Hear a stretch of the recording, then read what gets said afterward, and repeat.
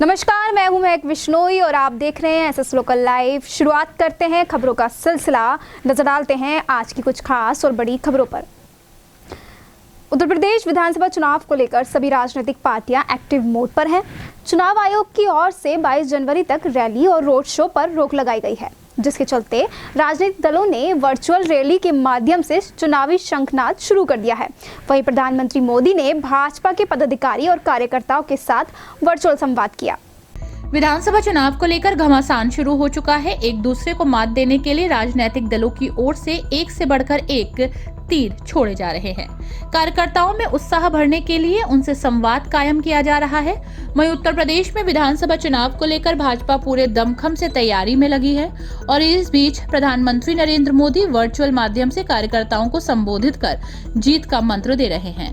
प्रधानमंत्री मोदी ने भाजपा के पदाधिकारी और कार्यकर्ताओं के साथ वर्चुअल संवाद किया और आगामी विधानसभा चुनाव को लेकर पदाधिकारी और कार्यकर्ताओं में उत्साह भरा।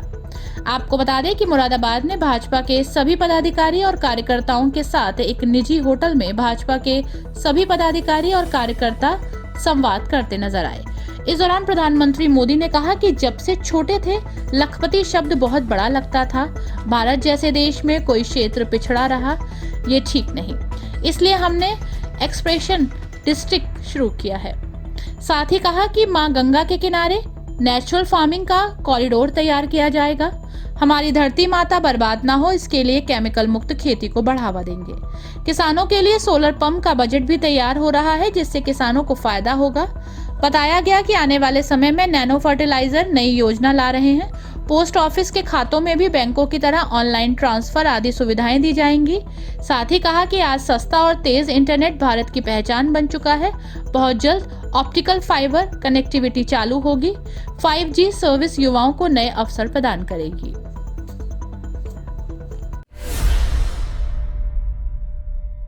मंत्री निर्मला सीतारमण का हर बजट इतिहास में दर्ज होने वाला रहा है।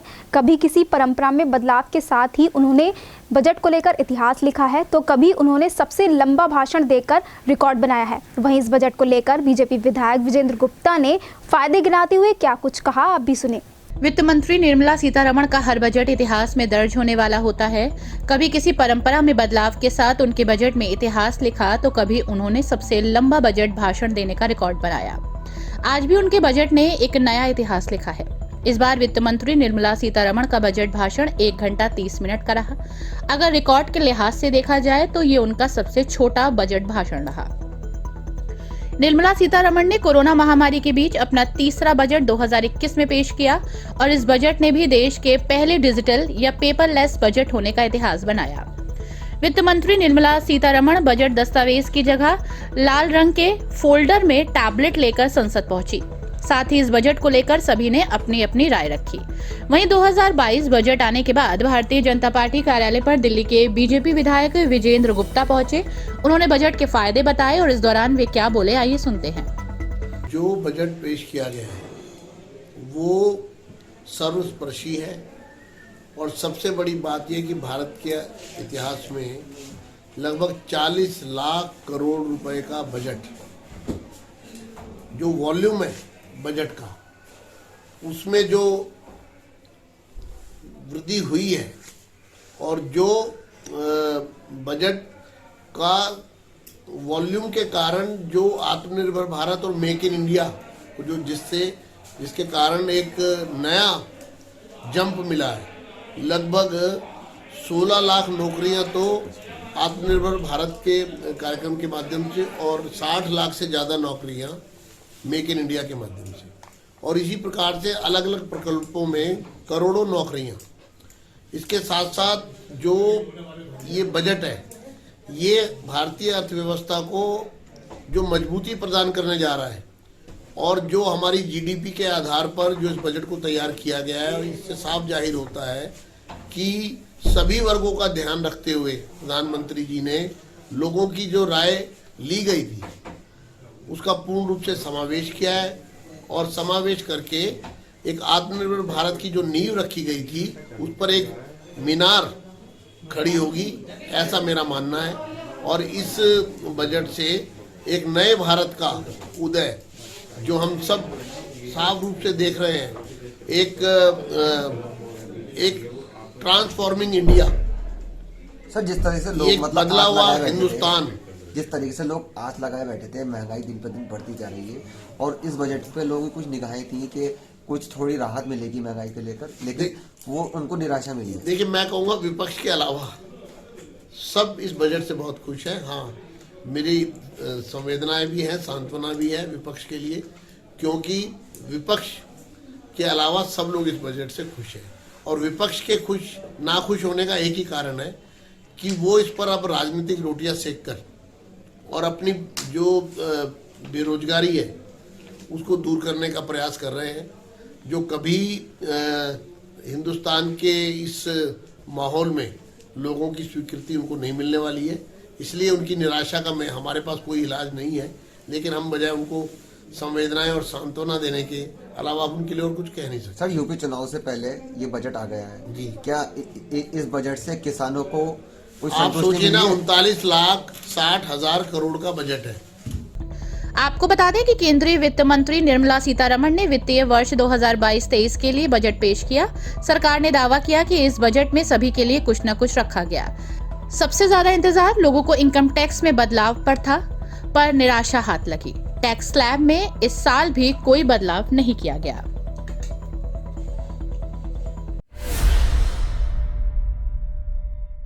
कुंदरगी विधानसभा 29 से टिकट मिलने के बाद दरक्षा एहसान ने क्षेत्रवासियों से जनसंपर्क कर वोट मांगा।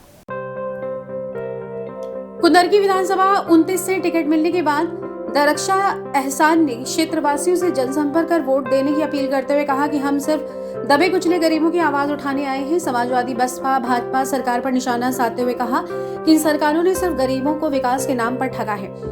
मौजूदा भाजपा सरकार ने ऐसा कोई काम नहीं किया जिससे जनता भाजपा को वोट दे।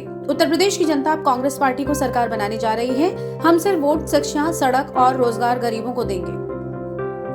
प्रत्याशी पति एहसास चौधरी ने कहा कि विधानसभा 29 कुंदरगी की जनता को समाजवादी और बसपा के विधायक ने इस क्षेत्र की जनता के साथ जमकर लूटपाट की है और अब मौजूदा माहौल में क्षेत्र की जनता को अधे रोने की भाषा से पुकारा जा रहा है। अब जनता ने मन बना लिया है कि इनके पक्ष में वोटिंग ना करके इन्हें इस तरह की भाषा बोलने का मुंह तोड़ जवाब दिया जाएगा। चौधरी एहसान का 29 विधानसभा कुंदरगी जो दरक्षा बेगम है उनका मैं पति हूँ, जो कैंडिडेट है अपने 29 कुंदरगी विधानसभा से। जिस तरीके से आपने क्षेत्र में आज घूमे तो किस तरह का जनसंपर्क आपको जनता से मिल रहा है? पूरी कुंदरगी विधानसभा में एक ही नारा है कि जो अड्डे, जो रोड़े, जो कारे, जो यहाँ विधायक जी सबको बोलते थे, इस लैंग्वेज से मान सम्मान करते थे, वो अड्डे, रोड़े, गारे सब इकट्ठे होके 1 लाख वोटों से जीतने जा रहे हैं सपा के कैंडिडेट को। और जो हमारे यहाँ सफीकुर रहमान बर्क साहब के जो पिंजरे से तोता निकाल के यहाँ को लाए हैं, उनका कुंदरगी ने बड़े लफ्ज़ों से, हसीन लफ्ज़ों से ये कह के विदा कर दिया कि जब बर्क साहब ने 3 बार सांसद हो गए, कभी कोई काम नहीं किया, किसी के दुख में नहीं, किसी के सुख में नहीं, तो उनके तोते पर क्या विश्वास करेंगे। लेकिन अपनी अपनी जीत का दावा तो सभी पार्टियां कर रही हैं, पर ये तो परिणाम तय करेंगे कि इस चुनावी रण में कौन जीत पाता है। विधानसभा चुनाव में आजाद समाज पार्टी अपने प्रत्याशी उतारकर चुनाव लड़ेगी, जिसको लेकर उन्होंने चुनावी मैदान में अपने प्रत्याशी भी उतार दिए हैं। वहीं मुरादाबाद नगर विधानसभा क्षेत्र के प्रत्याशी दानिश अंसारी ने जानकारी देते हुए बताया कि आजाद समाज पार्टी के राष्ट्रीय अध्यक्ष चंद्रशेखर आजाद मुरादाबाद में शिरकत करेंगे। विधानसभा चुनाव की घोषणा हो चुकी है, सभी दल अपनी तैयारियों में जुटे हैं। आजाद समाज पार्टी के राष्ट्रीय अध्यक्ष चंद्रशेखर ने कहा था कि आने वाले यूपी विधानसभा चुनाव में उनकी पार्टी अपने प्रत्याशी उतार कर चुनाव लड़ेगी, जिसको लेकर उन्होंने चुनावी मैदान में अपने प्रत्याशी भी मैदान में उतारे हैं। मुरादाबाद नगर विधानसभा क्षेत्र के प्रत्याशी दानिश अंसारी ने जानकारी देते हुए कहा कि आजाद समाज पार्टी के राष्ट्रीय अध्यक्ष चंद्रशेखर आजाद का मुरादाबाद का प्रोग्राम बन गया है और वो मुरादाबाद पहुंचेंगे और 28 नगर विधानसभा में उनके साथ क्षेत्र में भ्रमण करेंगे और लोगों से पार्टी के प्रत्याशियों को समर्थन देने की अपील करेंगे। इसके साथ ही दानिश अंसारी के द्वारा भ्रष्टाचार और जमीनी घोटाले करने वालों के विरुद्ध चुनाव लड़ने की बात कही गई। भ्रष्टाचार चारों तरफ लोग परेशान हैं। आज चारों तरफ परेशानी का आलम है। लोग सुनवाई नहीं हो रही, चारों तरफ परेशानी है। चेकिंग के नाम पे वसूली होती है, किसी भी चीज़ पे आ जाओ वसूली। शिक्षा के क्षेत्र में वसूली होती है, या आप चिकित्सा में आ जाओ, चिकित्सा में वसूली की जा रही है हमारे साथ। बताइए, कोई ऐसा अस्पताल मुरादाबाद के अंदर नहीं है जो कि गरीबों को मुफ्त इलाज हो सके, या कोई ऐसी स्कूल नहीं जो गरीबों के लिए निःशुल्क पढ़ाई हो सके। समस्याओं का अंबार एक आपके मुद्दों को लेकर चुनाव लड़ रहे हैं। मैं इन्हीं मुद्दों को लेकर लड़ रहा हूँ, और अपने पत्रकार साथियों के भी बहुत से मुद्दे हैं। मेरे पत्रकार, सबसे पहले मैं अपने पत्रकार साथियों के लिए लड़ूंगा, जो मेरे पत्रकार साथी हैं जो आज भागे फिरते हैं। अच्छा, आप आज़ाद समाज पार्टी से हैं, क्या कोई बड़ा चेहरा मुरादाबाद आ रहा है? हाँ, चंद्रशेखर आज़ाद जी मुरादाबाद आने वाले हैं। 2-3 दिन में उनका प्रोग्राम आज गए हैं हमारे जिलाध्यक्ष जी। 2-3 दिन में उनका प्रोग्राम हो जाएगा, वो 2 दिन मेरे साथ रहेंगे चंद्रशेखर आज़ाद जी। वहीं देखना ये भी होगा कि आसपा के राष्ट्रीय अध्यक्ष चंद्रशेखर आजाद के मुरादाबाद दौरे से क्या वे लोगों को रुझाने में कामयाब हो पाएंगे।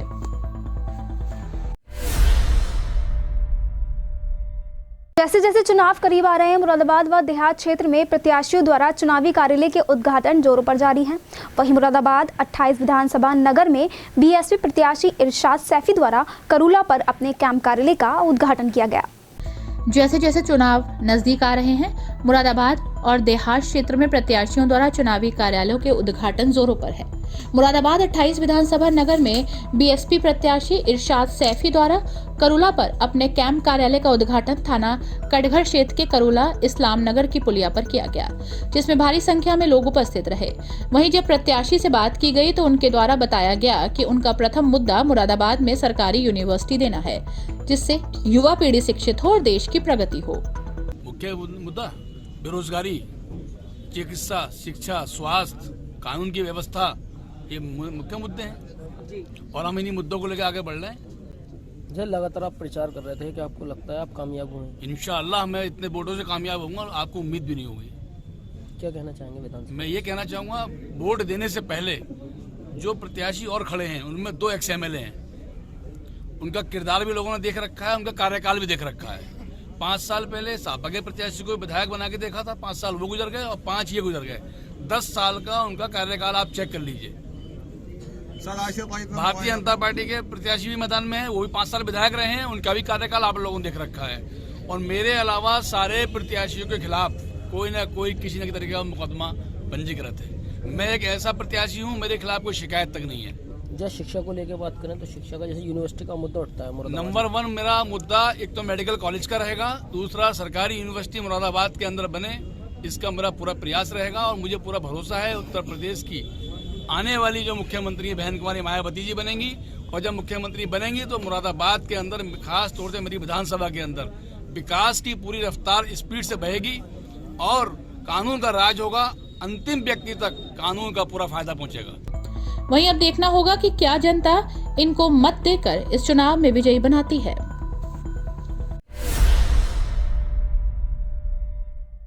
जनता से संवाद कायम करने के लिए प्रत्याशी चुनावी वादे कर जनता को रुझाने में लगे हैं।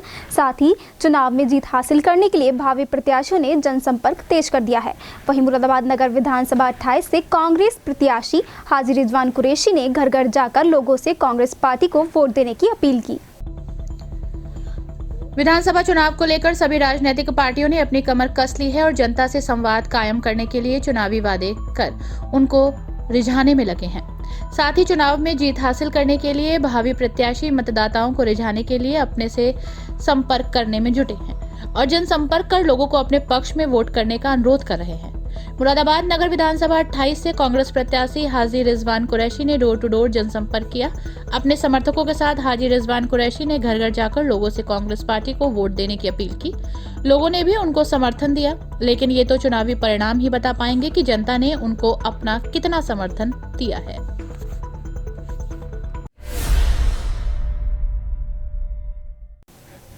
कानून और शांति व्यवस्था बनाए रखने हेतु पुलिस और बीएसएफ के जवानों ने फ्लैग मार्च निकाला। आपको बता दें कि मुगलपुरा के मुख्य मार्गों से फ्लैग मार्च निकाला गया। साथ ही लोगों से शांति व्यवस्था बनाए रखने और कानून व्यवस्था में पुलिस का सहयोग करने पर भी जोर दिया गया।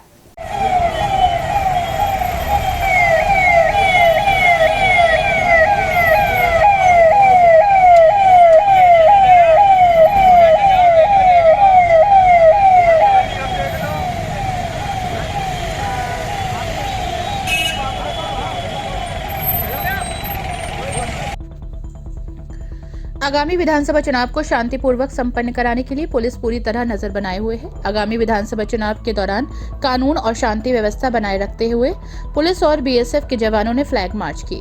आपको बता दें कि मुगलपुरा के मुख्य मार्गों से फ्लैग मार्च निकाली गई। साथ ही लोगों से शांति व्यवस्था बनाए रखने और कानून व्यवस्था में पुलिस का सहयोग करने पर जोर दिया गया। लोगों से कहा गया कि कोई व्यक्ति बिना वजह अफवाह न फैलाए। साथ ही यदि कोई संदिग्ध गतिविधियां दिखती हैं, कोई व्यक्ति दिखता है तो उसकी जानकारी पुलिस को दे। उन्होंने हिदायत दी कि यदि चुनाव के समय गांव में कोई गड़बड़ी फैलाने का प्रयास करेगा तो उसके खिलाफ कार्रवाई होगी। पुलिस टीम ने लोगों से अपील की है कि बिना किसी जोर दबाव के मतदान में हिस्सा ले। यदि कोई भी व्यक्ति या राजनीतिक पार्टियों के लोग जोर जबरदस्ती अपने पक्ष में मतदान के लिए करते हैं तो इसकी जानकारी पुलिस को अनिवार्य रूप से दे।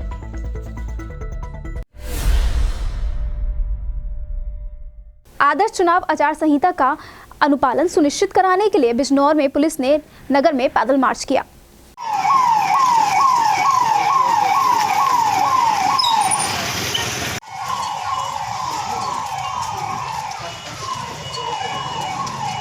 आदर्श चुनाव आचार संहिता का अनुपालन सुनिश्चित कराने के लिए बिजनौर में पुलिस ने नगर में पैदल मार्च निकाला। बिजनौर के मुख्य चौराहों से होते हुए चहशीरी व काजीपाड़ा में गुजरा पैदल गश्त की गई। रास्ते में थाना प्रभारी ने आमजन के लिए उद्घोषणा की कि कोरोना संक्रमण से बचने और चुनाव आचार संहिता का पालन करते हुए कहीं भी भीड़ का रूप न ले, किसी तरह की अफवाह फैलाने, समाज में भ्रांति पैदा करने से बचें। उन्होंने असामाजिक तत्वों पर नजर रखकर पुलिस को गोपनीय सूचना देकर मदद करें। उन्होंने लोगों से मतदान जरूर करने की अपील की। साथ ही उन्होंने नगर के लोगों से कोरोना गाइडलाइन का पालन करने की अपील की। मतदान की तारीख नजदीक आते ही सभी प्रत्याशियों ने चुनाव प्रचार में अपनी पूरी ताकत झोंक दी है। सभी प्रत्याशी डोर टू डोर लोगों से जनसंपर्क कर अपने समर्थन में वोट मांग रहे हैं। वहीं AIMIM के विधानसभा 28 से प्रत्याशी वकील राशिद एडवोकेट ने डोर टू डोर जाकर लोगों से मुलाकात कर मतदान देने की अपील की। मतदान की तारीख नजदीक आते ही सभी प्रत्याशियों ने चुनाव प्रचार में अपनी पूरी ताकत झोंक दी है। सभी प्रत्याशी डोर टू डोर लोगों से जनसंपर्क कर अपने समर्थन में वोट मांग रहे हैं। AIMIM के विधानसभा 28 से प्रत्याशी वकील रशीद एडवोकेट ने डोर टू डोर जाकर लोगों से मुलाकात की और मजलिस का मजबूत करने की अपील की। विधानसभा 28 क्षेत्र के करूला पीर का बाजार, रहमत नगर, जयंतीपुर आदि क्षेत्रों में डोर टू डोर लोगों से जनसंपर्क कर मजलिस प्रत्याशी को समर्थन देने की अपील की। हमें हमारे पास फ़ोन कई जगह से आ रहे थे लगातार कि आप हमारी तरफ का दौरा करें। तो आज जो है हम गल शहीद, पक्का बाग और अंसारी चौक और यहाँ से सालतपुरा और ऐसे ही असम्बली गेट और चांद वाली मस्जिद, पक्की सराय, यहाँ सब होते हुए आए हैं। आज क्या रुझान मिल रहा है वोटरों से? लोग जो है इंतज़ार कर रहे हैं कि क्या इलेक्शन की तारीख आए और MIM को भरपूर वोट मिले। क्या कहना चाहेंगे अपने वोटरों से? सबसे ये कहना है कि इस बार विकास को वोट देना है, लेकिन विकास हिस्सेदारी के साथ होगा। जिस विकास में हिस्सेदारी शामिल नहीं है वो विकास नहीं, वो धोखा है। आप अपनी फाइट किससे मानना है? हमारा सीधा मुकाबला उन लोगों के साथ है जो सत्ता की मलाई खा रहे हैं। जाहिर सी बात है वो बीजेपी है सबसे पहले, और जितने भी तथाकथित सेकुलर दल जो जिनके हाथों में सत्ता रही है, उन्होंने मुसलमानों के साथ, वंचितों के साथ, गरीबों के साथ, मजदूरों के साथ क्या सलूक किया है, ये सब लोग देख रहे हैं। और इस बार जो है वो लोग अपने डेवलपमेंट को वोट करेंगे, विकास को वोट करेंगे, हिस्सेदारी को वोट करेंगे। आपने इलेक्शन लड़ने का निर्णय कब लिया और क्यों लिया? ये पार्टी ने जिम्मेदारी दी और ये हमारे प्रदेश अध्यक्ष शौकत अली साहब ने जिम्मेदारी दी, हमें असदुद्दीन ओवैसी साहब ने जिम्मेदारी दी। इसलिए हम जो है वो चुनाव में है और इंशाल्लाह जो है वो इस जिम्मेदारी को पूरी निभाने की कोशिश करेंगे। क्या कहना चाहेंगे और प्रत्याशियों के मुकाबले? वो भी सब हमारे भाई हैं, उनसे गुजारिश है कि वो लोग जो हैं वो जनता के काम करने वाले बात करते, लेकिन वो तो अपना दबंगाई, भूमाफिया, मदरसे की ज़मीन बेच देना, इन्हीं सब चीज़ों में लगे हुए रहे। इसलिए कभी जनता का विकास नहीं हो पाया। और मेरी दुआ है कि अल्लाह पाक उनके दिलों को पलटे, क्योंकि हिदायत देने का काम अल्लाह का है।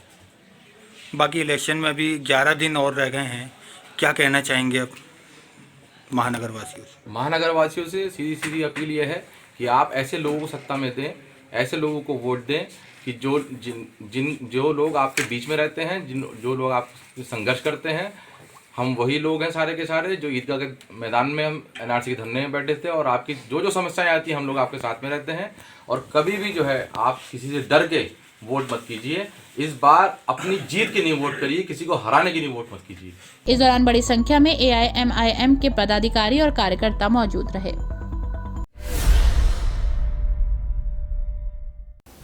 कांग्रेस ही एकमात्र ऐसी पार्टी है जो सभी धर्मों और जातियों को एक साथ लेकर चलती है। ये बातें कांग्रेस प्रत्याशी हाजी रिजवान कुरैशी ने प्रेस वार्ता कर कही। नगर विधानसभा 28 से कांग्रेस प्रत्याशी हाजी रिजवान कुरैशी द्वारा भूड़े का चौराहा स्थित कांग्रेस पार्टी चुनाव कार्यालय पर प्रेस वार्ता का आयोजन किया गया, जिसमें हाजी रिजवान कुरैशी द्वारा समाजवादी पार्टी और भाजपा पार्टी पर तीखे प्रहार करते हुए मीडिया से रूबरू हुए। और नगर विधानसभा 28 के कांग्रेस प्रत्याशी हाजी रिजवान कुरैशी द्वारा कहा गया कि कांग्रेस ही एकमात्र ऐसी पार्टी है जो सभी धर्मों और जातियों को एक साथ लेकर चलती है। साथ ही इस दौरान वे क्या कुछ बोले, आप भी सुनिए। कांग्रेस पार्टी एक ऐसी पार्टी है जिसने आज़ादी से लेकर अब तक सबकी बात की, हर धर्म हर जाति की बात की। सेकुलर बात करने वाली अगर हिंदुस्तान में कोई पार्टी है, मैं बड़ी जिम्मेदारी से आपके चैनलों के माध्यम से कह सकता हूं कि वो सिर्फ कांग्रेस पार्टी है। भारतीय जनता पार्टी सिर्फ हिंदुत्व की बात करती है। हालांकि आज तक हिंदुओं के लिए एक काम उन्होंने किया हो तो बता दीजिए आप मुझे। समाजवादी पार्टी सिर्फ एक मुसलमान की बात करती है, मगर आज तक समाजवादी पार्टी ने किसी मुसलमान के लिए, आम मुसलमान के लिए कुछ किया हो तो बता दीजिए। कांग्रेस पार्टी एक ऐसी पार्टी है जिसने हमेशा से हिंदू, मुसलमान, सिख, ईसाई सबको एक गुलदस्ते की तरह हिंदुस्तान में सजा के रखा हुआ है।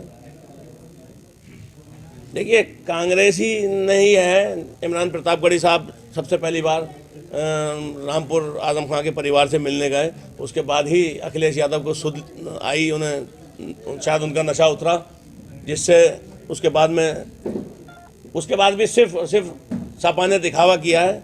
आप बता दीजिए उसके बाद कौन सी एक धरना प्रदर्शन मैं आपसे आपके चैनल के माध्यम से जानना चाहता हूं।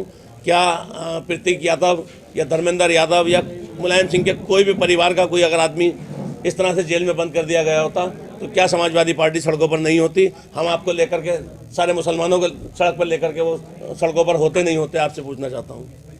सिर्फ और सिर्फ अगर सज़ा दी गई है या आज वो जेल में है तो कहीं ना कहीं अखिलेश यादव और भारतीय जनता पार्टी की मिली भगत से जेल में है। उसकी जिम्मेदारी भी इन क्षेत्रीय पार्टियों पर है जिन्होंने मुसलमानों को बरगलाकर हमेशा वोट बैंक का काम किया है। उन्हें सिर्फ वोट बैंक की तरह इस्तेमाल किया है। अभी हमारे प्रभारी जी जैसे बता रहे थे, कहीं भी मुसलमानों को कोई कभी भागीदारी नहीं दी गई। सिर्फ एक कांग्रेस पार्टी एक ऐसी पार्टी है जिसने हमेशा से हर धर्म हर जाति को पूरी बराबर की भागीदारी दी है। मुसलमानों को भी भागीदारी सिर्फ कांग्रेस पार्टी में मिली है और आगे भी अगर कहीं मिलेगी तो कांग्रेस पार्टी में मिलेगी, बिल्कुल करेगी। और आपको याद होगा जब ईदगाह का धरना लगा था तो सबसे पहले अगर किसी पे FIR हुई थी उसका नाम रिजवान। वहीं कांग्रेस प्रत्याशी हाजी रिजवान कुरैशी के चुनाव प्रभारी राजेश मिश्रा ने कहा कि अगर जनता ने हमें चुना तो हम अपने सारे वादे पूरे करेंगे। उन्होंने कहा कि मुरादाबाद की जनता अपने प्यार के साथ कांग्रेस पार्टी को ही अपना वोट देगी। आगे वो क्या कुछ बोले, आइए सुनते हैं। मुरादाबाद की जनता को प्रणाम करते हुए कुछ बातें रखने आया हूं। जो कल दीदी का मैसेज आया है, प्रियंका दीदी का, मुरादाबाद की हर एक जनता उनको अच्छी तरह जानती है। जितनी मैं जानता हूं उससे कहीं ज़्यादा जानते हैं।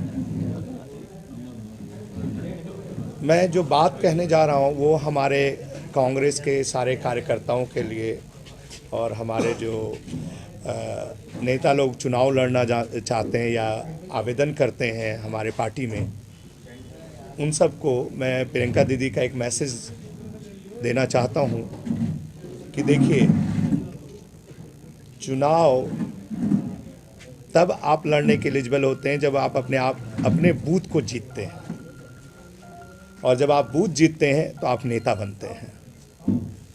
और बूथ जीतना ही सबसे बड़ी आपकी मजबूती और आपके मजबूती आवेदक के रूप में आता है। तो प्रियंका दीदी ने सबके लिए मैसेज दिया है कि इस चुनाव के बाद जो भी चुनाव आएंगे जिसमें आप आवेदक बनेंगे तो आप अपने बूथ की रिपोर्ट सर्टिफाइड कॉपी लगाएंगे आवेदन के साथ। तो पहले बूथ जीतो फिर नेता बनो। यह मैसेज मैं सभी अपने कार्यकर्ता और नेताओं को देना चाहता हूं प्रियंका दीदी की तरफ से। दूसरी कुछ बातें मैं मुरादाबाद की जनता से भी कह देना चाहता हूं।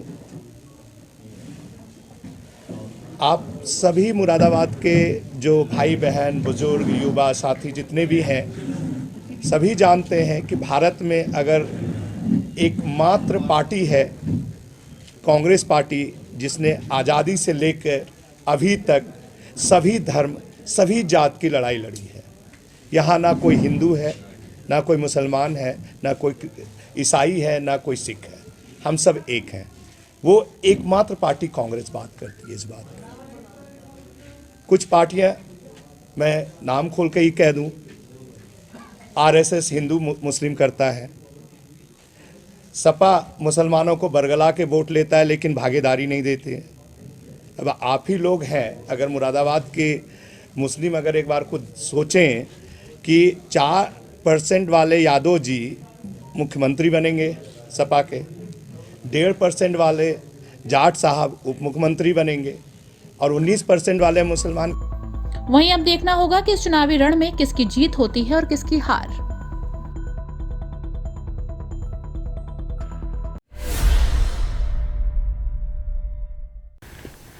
फिलहाल अब वक्त हो चला है एक ब्रेक का, फिर मिलेंगे ब्रेक के बाद कुछ बड़ी और नई खबरों के साथ। राम राम, चुनाव आ रहा है, हिसाब लगा लेते हैं। पहले प्रदेश में हर चौथे दिन दंगा होता था और उन दिनों आपके व्यापार में कितना नुकसान होता था, लिख लीजिए। और भाजपा सरकार में प्रदेश में 5 सालों में एक भी दंगा नहीं हुआ है। कितने व्यापार खुले, कितने बढ़े, हिसाब लगा लीजिए। और सुनिए, चाय पिएंगे, कड़क है, योगी जी जैसी। सोच ईमानदार, काम असरदार, यूपी फिर मांगे भाजपा सरकार। कमल का बटन दबाएं, भाजपा को जिताएं। याद है, पहले अपराधी बेखौफ घूमते थे और हम अपने घरों में डरकर बैठे रहते थे। आए दिन अखबारों में किस्से छपते थे फिरौती के, और आज हम बेखौफ घूमते हैं और अपराधी जेलों में रो रहे हैं। अरे कितने साल हम डर कर रहे और कितने चैन से, हिसाब लगा लीजिए ना। सीधी बात, जो अपराधियों को ठोक देंगे हम उसी को वोट देंगे। नमस्कार। सोच ईमानदार, काम असरदार, यूपी फिर मांगे भाजपा सरकार। कमल का बटन दबाएं, भाजपा को जिताएं। ब्रेक के बाद आप सभी का स्वागत है। रोग के निवारण के लिए हर स्तर पर प्रयास किए जा रहे हैं और साथ ही जागरूकता अभियान चलाकर लोगों को इसके प्रति जागरूक भी किया जा रहा है। कुछ ऐसा ही नज़ारा ठाकुरद्वारा के उच्च प्राथमिक विद्यालय कमालपुरी खालसा से सामने आया है, जहां लोगों को कुष्ठ रोग के बारे में जानकारियां दी गई। उच्च प्राथमिक विद्यालय कमालपुरी खालसा में कुष्ठ रोग निवारण अभियान के अंतर्गत ग्रामवासियों को कुष्ठ रोग के बारे में जानकारी दी गई। साथ ही इससे संबंधित भ्रांतियों को दूर करने का प्रयास किया गया। आपको बता दें कि इस दौरान उच्च प्राथमिक विद्यालय कमालपुरी खालसा के प्रबंध समिति की मासिक बैठक का आयोजन किया गया। वहीं बैठक में ई पाठशाला फेज 6 और 100 दिवसीय रीडिंग कैंपेन के विषय में विस्तार पूर्वक बताया गया। इतना ही नहीं, बल्कि सभी एमएमसी सदस्यों को ज्यादा से ज्यादा छात्र छात्राओं को मोहल्ला पाठशाला से जोड़ने के लिए प्रयास करने के लिए कहा गया। बैठक में समिति के सभी सदस्यों से कोविड-19 वैक्सीनेशन में सहयोग की अपील की गई। जबकि इस मौके पर एआरपी पीयूष कुमार, प्रशांत एसएमसी अध्यक्ष नसीम अहमद, विनीता चौधरी, नाजिया, यास्मीन, मंजुलता आदि लोग मौजूद रहे। मुरादाबाद पुलिस का एक सराहनीय काम सामने आया है, जहां पुलिस की पहल से एक खोई हुई मंदबुद्धि महिला को उसका परिवार वापस मिल गया। मुरादाबाद पुलिस का एक सराहनीय काम सामने आया है। पुलिस की पहल से एक खोई हुई महिला को उसका परिवार वापस मिल गया है। जहां गाजियाबाद से 4 साल पहले गुम हुई मंदबुद्धि महिला मंझौला पुलिस को रेलवे लाइन के पास मिली। पुलिस ने परिजनों को इसे सौंप दिया है। आपको बता दें कि परिजनों ने महिला के जिंदा होने की उम्मीद छोड़ दी थी, लेकिन अचानक महिला को जिंदा देख परिजन रो पड़े। महसूस हो रहा है, मिलने पे कैसा महसूस? बहुत अच्छा महसूस हो रहा है। हम तो 3 साल से बहुत परेशान थे। अच्छा। आपका बहुत बहुत धन्यवाद सर, आपने जो है हमें कम से कम ढूंढ के दिया। अच्छा। कैसे चली गई थी? आज शादरा से चल रहा था 3-4 साल से, और एक दिन अचानक ही बस पता नहीं क्या हुआ, मैंने नाश्ते के लिए इनको खाना दिया और उसके बाद मैं सफाई में लग गई तो मेरे पीछे से दरवाज़ा खोला और निकल के चली गई। उससे पहले भी 2 बार निकल गई थी, तो वही आसपास मिल जाती थी, लेकिन उस दिन वो हम लोग ये दूसरे रास्ते से निकल गई। फिर हम लोग उधर ढूंढते रहे, लेकिन काफ़ी ढूंढने के बाद भी कोई मालूम नहीं। वहीं मुरादाबाद पुलिस का परिजनों ने शुक्रिया अदा किया है।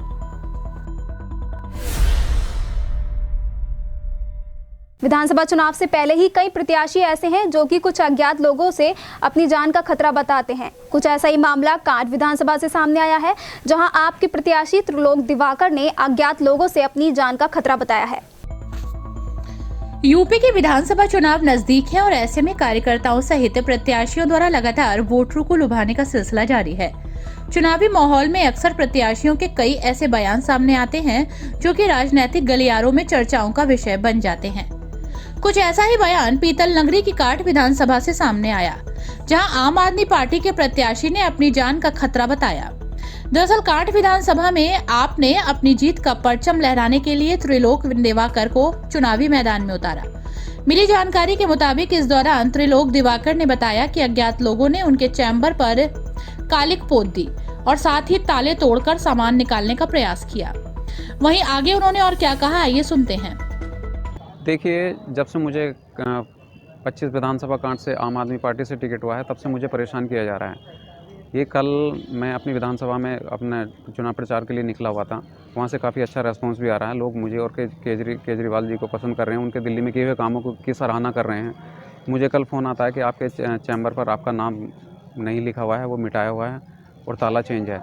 मैंने जब शाम को आकर यहाँ पर देखा तो मेरा नाम यहाँ पर मिटा हुआ था और ताला, कोई दूसरा ताला इस पर पड़ा हुआ था। मैंने ताला तोड़कर जब ताला खोलकर देखा तो इसमें से मेरी कुर्सियाँ, मेरे पेपर और मेरे कुछ पैसे जो मैंने चुनाव प्रचार के लिए यहाँ पर चैम्बर पर रख रखे थे, वो गायब थे।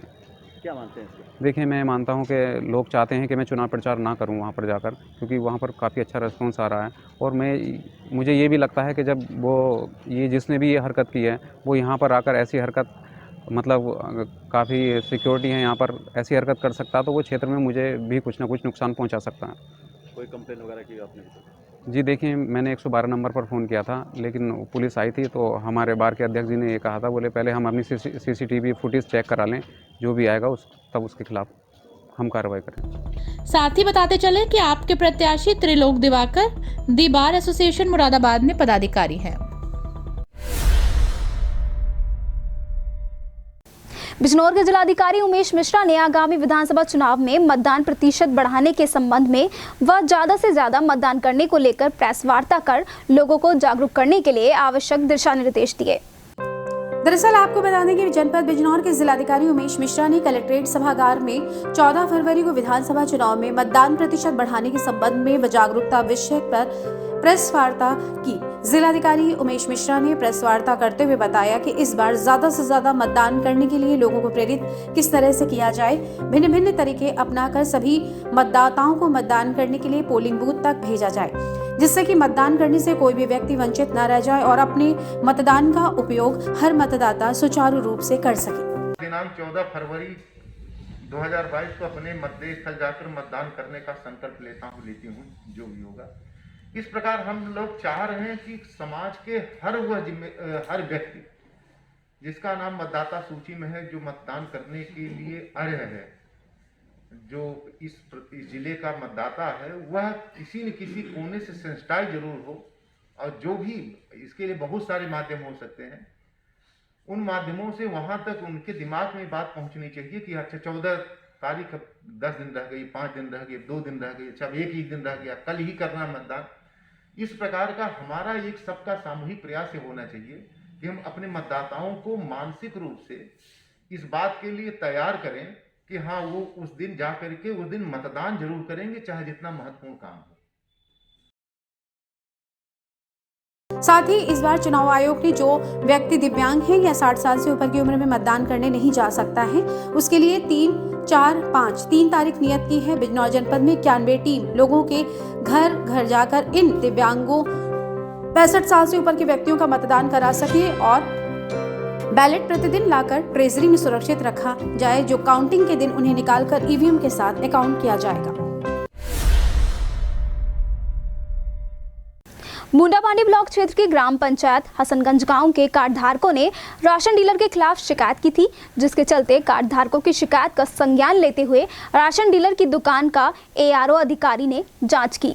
मुरादाबाद जनपद के मुंडापांडी ब्लॉक क्षेत्र के ग्राम पंचायत हसनगंज गांव के कार्ड धारकों ने राशन डीलर के खिलाफ शिकायत की थी, जिसके चलते कार्ड धारकों की शिकायत का संज्ञान लेते हुए रामवीर सिंह ठाकुर राशन डीलर की दुकान की एआरओ अधिकारी जांच करने पहुंचे और घंटों तक राशन डीलर रामवीर सिंह की राशन की दुकान की जांच की। जांच के दौरान शिकायतकर्ता कार्ड धारक भी एआरओ अधिकारी के पास पहुंचे और राशन डीलर का विरोध करने लगे और दुकान को निरस्त कराने की कार्ड धारकों ने पहुंचे अधिकारियों से मांग की।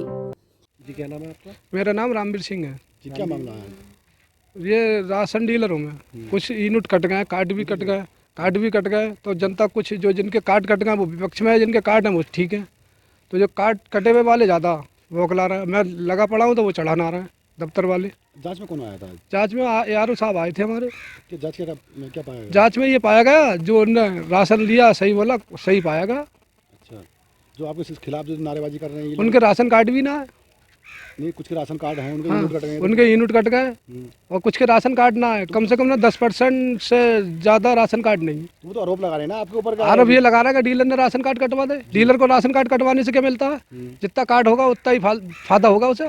कार्ड तो नुकसान होते कटवाने से। अच्छा, कार्ड धारकों का कहना है कि राशन डीलर अपनी मनमानी करता है और पर यूनिट पर 3 किलो गल्ला देता है और कई कार्ड धारकों की राशन डीलर रंजिश के चलते कार्ड भी कटवा चुका है। सभी कार्ड धारकों ने राशन डीलर के खिलाफ विरोध जताते हुए दुकान को निरस्त कराने की मांग की है। क्या मामला है? कौन अधिकारी आए थे यहाँ पर आज? अधिकारी आए थे जांच करने वाले। फिर क्या हुआ? फिर का जांच करके ले गए थे। अभी कुछ नहीं हुआ जांच में। अब जो है गल्ला देते थे ये 3 किलो यूनिट पे। हमने जांच भेजी थी, जांच कराई थी तो कह रहा है 5 दिन को गोली मार दूंगा, धमकी दे रहा है मारने की। कौन? रामवीर सिंह डीलर। अच्छा, फिर उसके बाद मैंने प्रधान से शिकायत करी। आपका कार्ड है बना हुआ? कार्ड मेरा बना हुआ था। अब खुद कह रहा है मैंने कटवाया है। कौन कह रहे हैं? रामवीर सिंह कह रहा है मैंने कटवाया है। अच्छा, डीलर कि मैंने कटवाया, जो तुझसे वो तू कर ले। कितनी जनता होगी जो कार्ड बने हुए हैं उन्हें गल्ला नहीं मिलता होगा? कितने लोग होंगे आपके गाँव में? कम से कम हमारे यहाँ होंगे कम से कम 200 आदमी। 200? गल्ला नहीं मिलता। वोटिंग कितनी है गाँव की? वोटिंग तो 1000 है लगभग। 1000? हाँ, 1000 है। आप क्या चाहते हो? हम ये चाहते हैं दूसरा डीलर बनना चाहिए, इस डीलर को चेंज करा जाए, पब्लिक को गल्ला मिलना चाहिए, पब्लिक जो सही रहेगी। जिनके कार्ड है उनके कार्ड बनने चाहिए। नया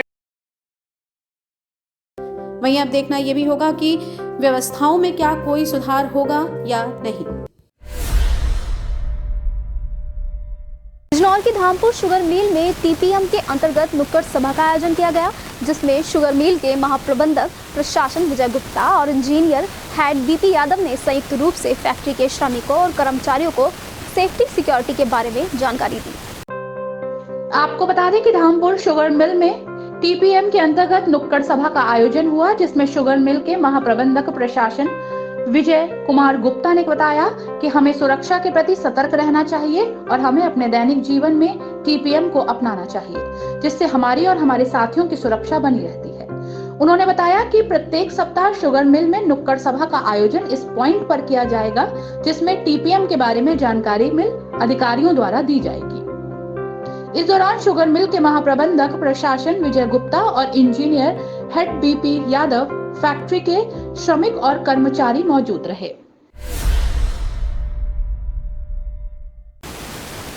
बिजनौर में विधानसभा चुनाव की सरगर्मियां तेज हो गई हैं। सभी प्रत्याशी अपने अपने क्षेत्रों में जनसंपर्क करते नजर आ रहे हैं। इसी को लेकर नगीना विधानसभा से सपा प्रत्याशी मनोज पारस ने क्षेत्र में लोगों से जनसंपर्क किया और उनके दुख दर्द को जाना।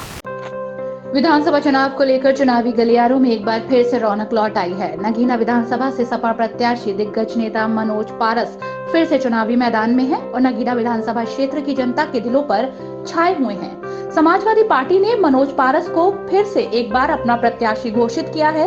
मनोज पारस समाजवादी में बहुत पुराने सिपाही हैं। बड़ी खाई पैदा हो जाएगी कि मुसलमान का वोट जहाँ भी जाए, हिंदुओं का वोट हमें मिल जाएगा, हमारी फिर सरकार बन जाएगी। लेकिन इन्हें भगवान की ताकत का पता नहीं थी, इन्हें अल्लाह की जात पर भरोसा नहीं है। फिलहाल मनोज पारस का सर्व समाज का भरपूर समर्थन मिल रहा है और सभी लोगों ने दिलोजान से मनोज पारस को चुनाव लड़ने का वादा किया है। आपको बता दें कि मनोज पारस नगीना विधानसभा से 2 बार विधायक और राज्य मंत्री रहे। फिलहाल मनोज पारस को जनता का भरपूर समर्थन मिल रहा है। थाना पागवड़ा के ग्राम करणपुर में 21 जनवरी को हुई डकैती की घटना का पुलिस ने खुलासा कर दिया है और आरोपियों को गिरफ्तार कर जेल भेज दिया है। थाना पागवड़ा के ग्राम करणपुर में 21 जनवरी में बदमाशों द्वारा डकैती की घटना को अंजाम दिया गया था। पुलिस ने गुप्त सूचना के आधार पर मामले का खुलासा किया है। आपको बता दें कि डकैती की घटना को अंजाम देने वाले तीनों आरोपी यानी कि नूरुल हसन, मोहम्मद नबी, मोहम्मद हसन को पुलिस ने गिरफ्तार कर लिया है, जबकि डकैती की घटना को अंजाम देने वाले अभी 4 आरोपी शमशाद, मोहम्मद नबी, तौफीक, अंसारी, बिलाल फरार हैं। वहीं इस दौरान एसएसपी बबलू कुमार ने क्या कहा, आइए सुनते हैं। अनावरण के लिए हमने टीमें बना दी थी।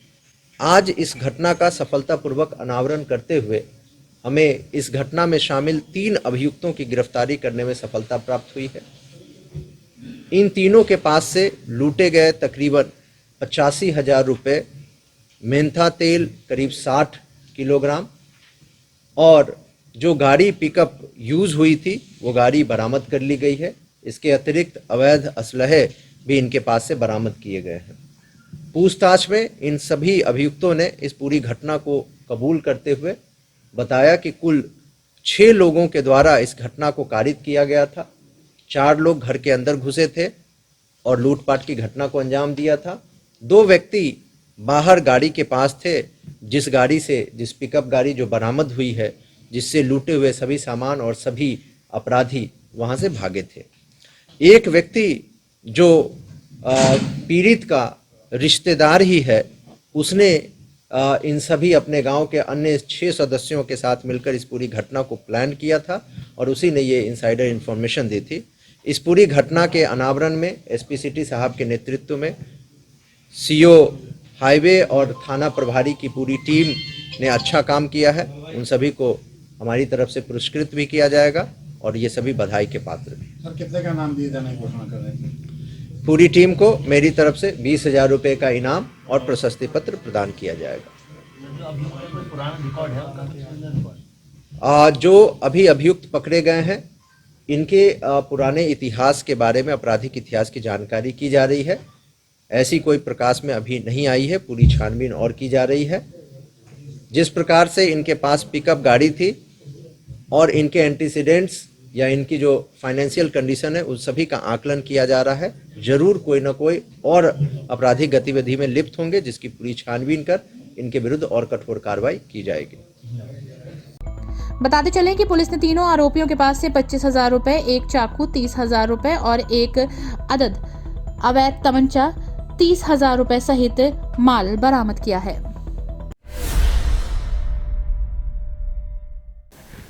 सोचिए कि अचानक अगर आपके सामने तेंदुआ आ जाए तो आप क्या करेंगे? शायद आपके दिमाग में सबसे पहले यही ख्याल आएगा कि जान बचाने के लिए इधर उधर भागेंगे। लेकिन यहाँ तो गांव में घुसकर तेंदुए ने लोगों पर हमला बोल दिया और उसके बाद क्या कुछ हुआ, दिखाते हैं आगे खबर में। तेंदुए का नाम सुनकर ही लोगों को डर का सा अनुभव होने लगता है, लेकिन इस बार यहाँ तो तेंदुए ने घर में घुसकर जमकर तांडव काटा है। दरअसल ब्लॉक डिलारी क्षेत्र के गांव मूलावाहन में लगभग 2 बजे गांव में घुसकर तेंदुए ने लोगों पर हमला कर दिया, जिसमें 1 नहीं 2 नहीं दर्जनों लोगों और एक बछड़े को घायल कर दिया।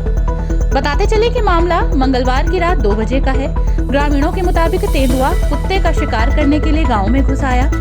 मोहम्मद शकी, अंजुम, आसिम, इरफान, छोटे सायरा, उजमा आदि सभी गांव में सो रहे थे। लोगों को देख तेंदुए ने लोगों पर हमला कर दिया, जिसमें कई परिवारों के लोगों को गंभीर रूप से घायल कर दिया गया। वहीं घायलों ने इस घटना को लेकर क्या कुछ कहा, ये सुनते हैं। ये दिखाई दिया कैसे कैसे हमला करा, मतलब जब कुत्ते खेत का लाया, कुत्ता कूद कर भागा, मैंने 4 पाई पे गिरा, आके मैंने गड़ा तो उसने पीछे से मतलब हमला करा। हमला उससे पूरे जैसे हुआ, फिर कपड़े लेकर भाग, मुंह में डाल कपड़े के मुंह मारे, कपड़े लेकर भाग पड़ा। तो आपने देखा था? हाँ। क्या था? ये कोई पता नहीं चला क्या है, मगर कुत्ते से ऊंचा है, भूसे रंग का है। साथ ही आनन फानन में गंभीर लोगों को जिला अस्पताल रेफर कर दिया गया, जिसमें कुछ लोगों की हालत गंभीर बनी है, जहां उनका उपचार चल रहा है। उधर ग्रामीणों में दहशत का माहौल बना हुआ है और लोग अपने खेत पर पशुओं का चारा लेने जाने में कतरा रहे हैं। हुआ था ये लोन जगह जाओ, ये कल्ला खा रहा था मैं लोनिया का, उतार दिया जी सहराई। और मैं जाऊँ, मेरी जो आँख खुली तो मैं जाओ उससे कोलम कोला हुआ, मार तोड़ हुई मेरी। अब ये पता नहीं भैया क्या चीज थी वो तो ये खूब जो है बतेरा बड़ा है, कितना बड़ा है कि जो है अजी छोटा मोटा लगा रही है, तकड़ा बतेरा है, मगर ये पहचान नहीं हुई क्या चीज है वो। इस घटना की सूचना जैसे ही क्षेत्र में फैली तो पूरे क्षेत्र में दहशत का माहौल बन गया। उधर ग्रामीणों ने प्रदर्शन कर वन विभाग अधिकारियों से गांव में पिंजरा लगाने के लिए तेंदुए को जल्द से जल्द पकड़ने की मांग की।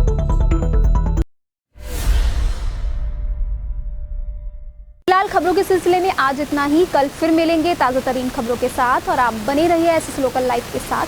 आपको बता दें कि आप हमारी ये सभी खबरें फेसबुक और यूट्यूब चैनल के माध्यम से भी देख सकते हैं और आप हमारा चैनल सब्सक्राइब करना ना भूलें। धन्यवाद।